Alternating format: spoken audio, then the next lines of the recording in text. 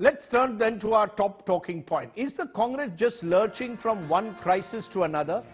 Does a weak high command mean that the party is badly divided? Will Pilot versus Gehlot sink the Congress in Rajasthan? What will it take to end this battle between the two leaders? Is there effectively a generational battle that's taking place within the Congress? These are some of the questions I will raise. Anil Antony, BJP leader, was still a few days ago with the Congress. I spoke to him a little while ago. He'll join us. Javed Ansari, senior journalist who's tracked the Congress for years.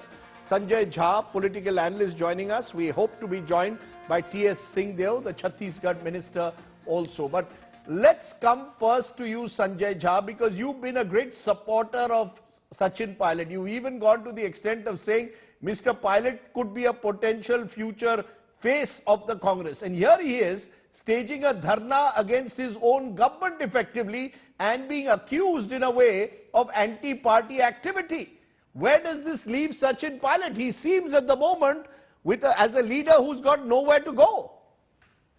Rajdeep, the simple problem is that procrastination is never a political strategy. When you have the writing on the wall, you have two formidable political leaders in a public conflict, then to assume that you can airbrush it or expect some divine intervention to bring about the end to the problems is being rather preposterous. And I think the Congress is paying the price, and I would say regretfully doesn't seem to be learning from some past disasters like Punjab, and they allow these situations to actually become volcanic, and it just erupts in their face. And this is, by the way, a very critical election coming up in Rajasthan. So the simple answer is that what is Sachin done today, Rajdeep? Sachin is basically making a very significant statement.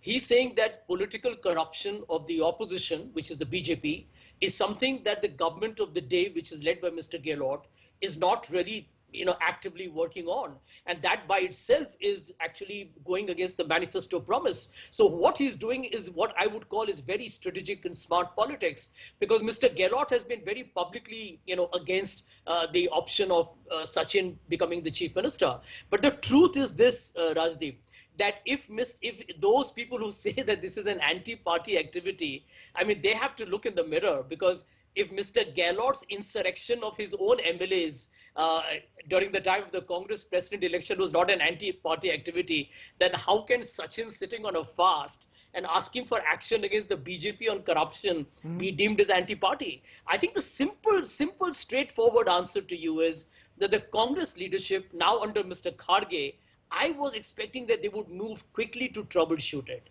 To just kind of defer it from one day to another, 1 month to another, is intriguing, incongruous, and unforgivable. It really reflects in a way the fact that sometimes in politics, and particularly in the Congress party, not taking a decision is seen as a decision.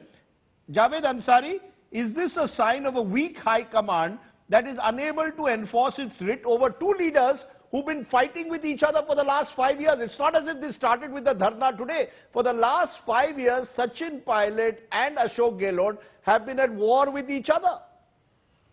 Undoubtedly, Rajdeep, there is no denying the fact that the Congress High Command's writ does not run beyond Delhi, because they are unable to win elections or make or mar the fate of the party, and therefore very few people either fear them or are willing to listen to them. They are at the moment caught between a rock and a hard place. They wanted to remove Gehlot a couple of months back. He literally rebelled, and now they can't force the pace because they're scared he will split the party. Sachin Pilot, who the initial error was made in denying Sachin Pilot his due. He had worked hard, put in the hard yards, and somebody else came and reaped after the results and became the chief minister. He now believes that he should be given his due. He was promised his due, but the High Command is unable to deliver. No, but the majority of the MLAs remain with Mr. Gehlot, Javed Ansari. The majority of the MLAs remain with Mr. Gehlot. So Mr. Gehlot could turn around and say, why should I leave the chief minister's chair? Rajdeep, once you become chief minister, you have the means to consolidate. And this is what happened. This was not the story when the government was formed 5 years ago in Jaipur.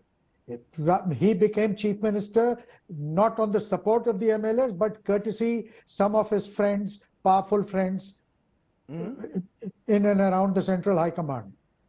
Okay.